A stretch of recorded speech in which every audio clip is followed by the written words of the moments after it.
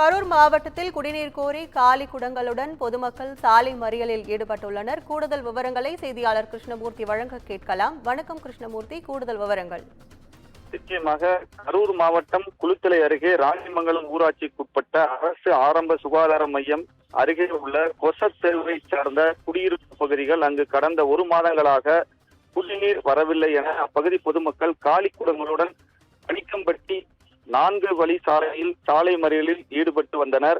இந்த நிலையில் இப்பகுதியை பஞ்சாயத்து நிர்வாகத்திடம் பலமுறை மனு கொடுத்தும் எந்தவித நடவடிக்கை எடுக்கவில்லை என அப்பகுதி பொதுமக்கள் குற்றம் சாட்டி வந்த நிலையில் இன்று சாலை மறியலில் ஈடுபட்டனர். இதனை அறிந்த குளித்தலை போலீசார் சம்பவ இடத்திற்கு விரைந்து வந்து அரசு அதிகாரிகளுடன் பேச்சுவார்த்தை நடத்தி குடிநீர் வழங்கப்படும் என கூறியதை அடுத்து அங்கிருந்து பொதுமக்கள் கலைந்து சென்றனர். இதனால் அப்பகுதியில் சிறிது நேரம் சாலையில் போக்குவரத்து பாதிப்பு ஏற்பட்டது. இதனால் அப்பகுதியில் பெரும் பரபரப்பு ஏற்பட்டது.